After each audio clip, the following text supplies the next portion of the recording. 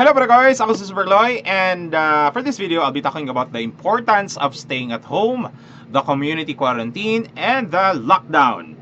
So first of all, I'll be sharing with you a certain post from Mr. Gabriel Cruz on Facebook about the 30 days community quarantine. So babasahin ko muna yung post po niya before I explain it to you. So, and I quote, "Heto pala ang scientific reason why there is a 30 days community quarantine.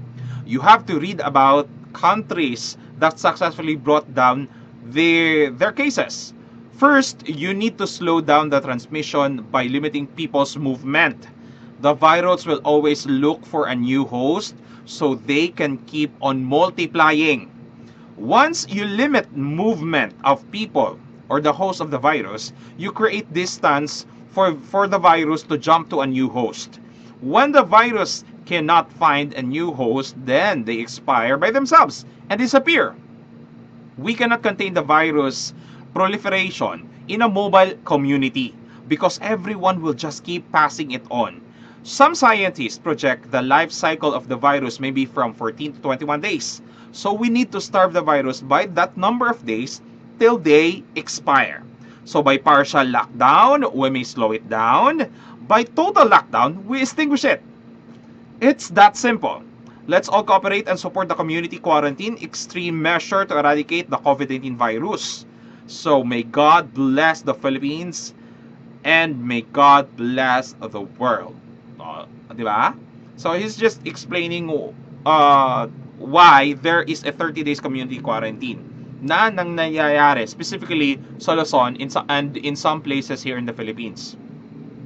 So, yung community quarantine will be until correct me if I'm wrong, April 14 to 2019.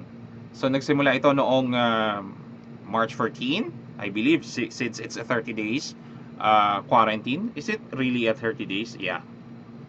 Okay. Maybe perhaps 15 kasi 31 until 31 kasi yung March eh. Okay, let's go back to the 30 days community quarantine. So, sinabi po niya na yung virus talaga is naghahanap talaga yan ng host, meaning yung victim po niya. Because the virus is contagious, di ba? Like any other virus po na napapasa from one person to another, it's really finding a host. It's really finding a victim, no? Na gusto niyang lagyan ng sakit, yung mga ganon. So, it's really important to really follow the strict community quarantine in the place where there are positive cases. May it be a number, may marami man o hindi. Diba? It's really very important na magkaroon po tayo ng community quarantine para hindi magkaroon ng spread of that COVID-19 virus. So what does it mean to be in a community quarantine? It's just simple, no? Community quarantine means staying at home, no? As much as possible, we stay at home. If there's no important, no? Kung wala tayong importanteng lalakarin, wag na po tayong lumabas sa bahay, no? It's very hard to stay at home, I guess, for those people na hindi talaga taong bahay, meaning they really wanted to go out always of their comfort of their home, no? It's very difficult, but it's more difficult to be sick, 'di ba? Mas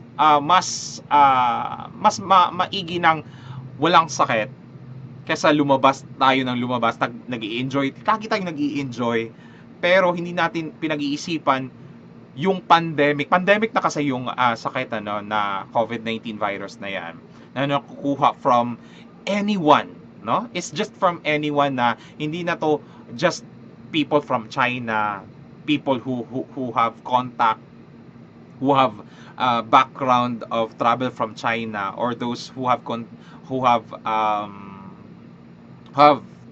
talked or have physical communication with people who have been through a COVID-19 case, yung mga ganon, diba? So from anyone, mapa neighborhood mo ba yan, mapatao sa kahit sinong tao na is possible po silang nagdadala ng COVID-19 virus without us knowing. Di ba? So it's very, very important to stay at home if there's no need to stay outside of your home. So napaka-importante po yung community quarantine. Tapos, ang problema kasi ngayon sa mga tao ayaw nila magstay at home. Gusto nilang lumakad, lumabas, no?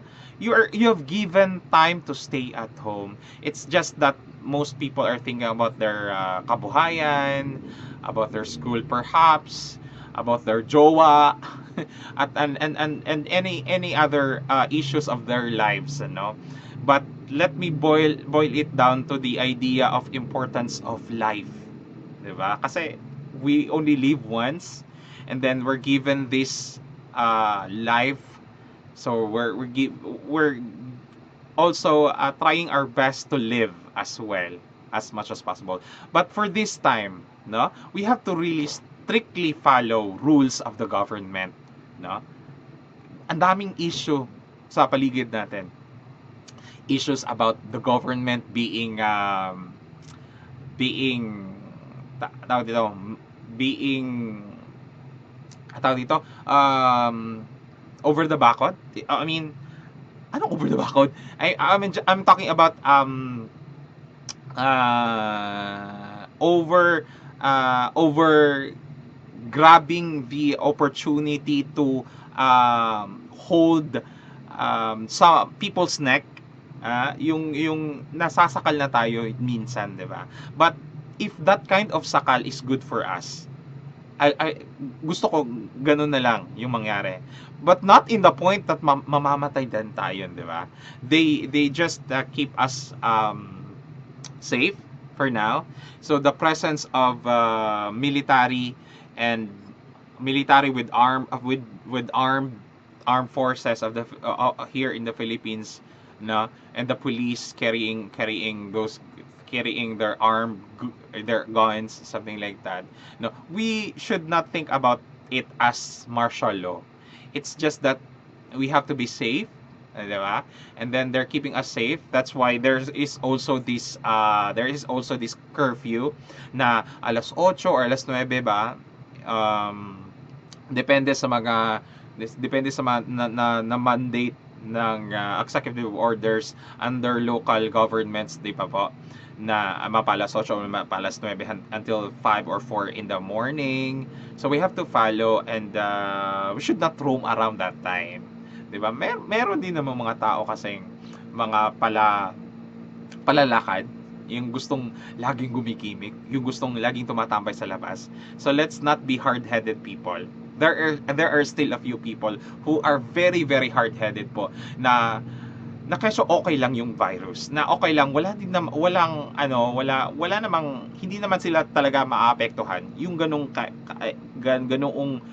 klase ng pag-iisip, na this is already a pandemic, meaning once again, as I've told you, we get it from anyone, no, without any kind of reason at all, any background, di ba? So nakukuha natin yung virus sa kahit kanino.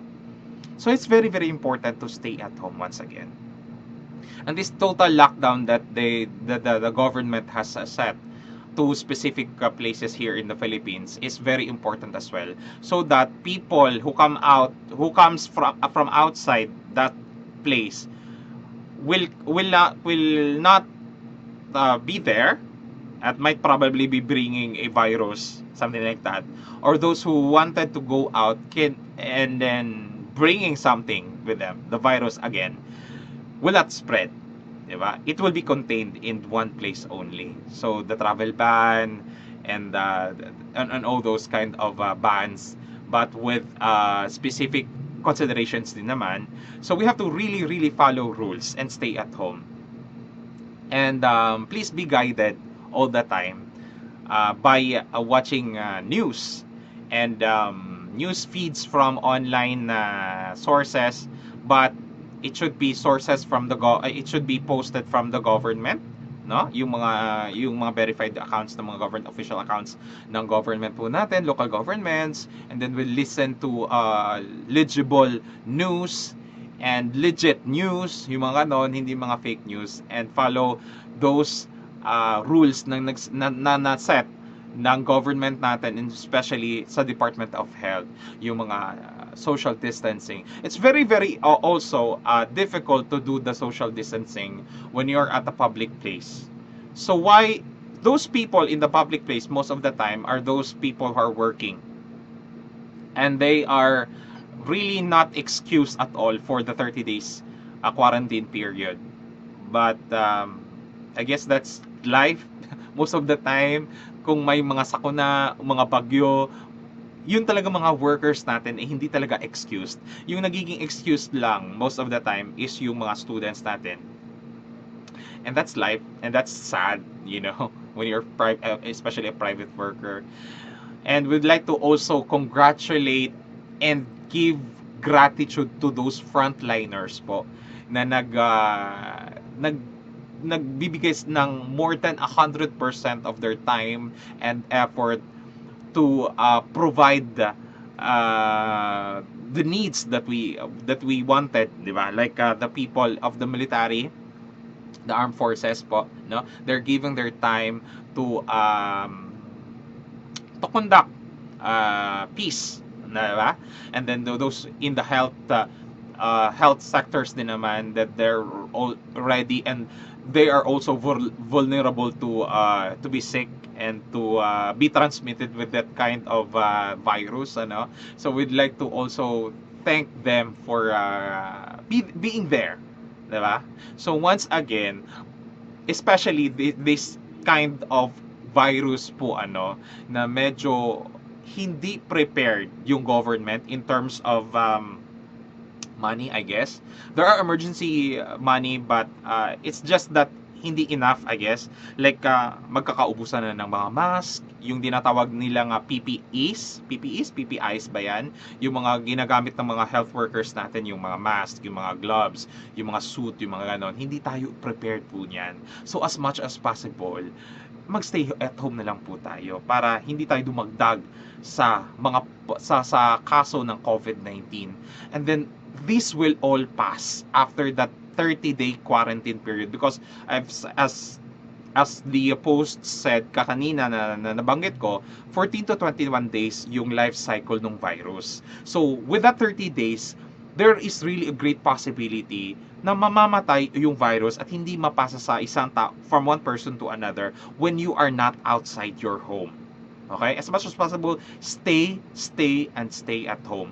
And please do drink a lot of water, drink medicine if you are sick, and then seek help from Department of Health, something like that, if you have symptoms. Tapos drink vitamins, eat healthy food, be healthy, ganon, at saka maligo. It doesn't mean when you're at home you're not really required to take a bath, ano, kasi proper hygiene is also important po. Mag-toothbrush po tayo. Mag-wash ng hands po natin, di ba? And all those kind of needed physical and proper hygiene na kailangan po natin para malinis po tayo. Kasi because virus can get in touch with us when we are dirty and vulnerable to be sick, when it is especially our immune system is very, very low. Okay, once again, it boils down to the importance of staying at home with this kind of pandemic that we are facing and the world is facing right now, di ba? So dapat magstay at home po tayo, and let's not create commotion by sharing fake news. So, yung lockdown po natin is very important. Yung mga tag dito, yung reprimands from the government is very important as well. Let's take it positively. Okay? Once again, let's take it positively na yung mga lagi nilang sinasabi na hindi tayo dapat lumabas, especially yung mga kabataan natin na in this kind of time na wala silang pasok, ay lagi silang pumupunta sa mga computer shops. No? There are certain executive local rules din naman and orders na magre-reprimand ng mga kabataan na yon at yung mga establishments na yon na hindi sila papasukin. But for you, you as a parent naman, you remind your children then to not go out as much as possible. Just stay at home. Okay? And yeah, let's all follow rules once again, and this will all pass until April 14.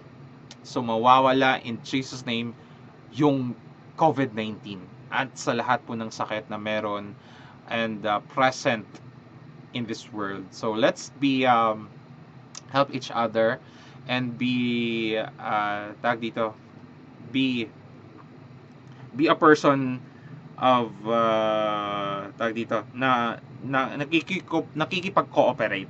Okay, wag tayo maging tag dito, matigas yung ulo. Okay? So once again, let's stay at home and be safe. And let's see you in the outside world until April 14, I guess. And yeah, this has been Super Kaloy. And hopefully you're staying at home, enjoying your staying at home, staycation and all those. And good for you if you have time to stay at home. 'Di ba? Kasi yung workers once again, they most of the time they do really stay at home when in terms of this kind of problems around us. So good luck to us and God bless.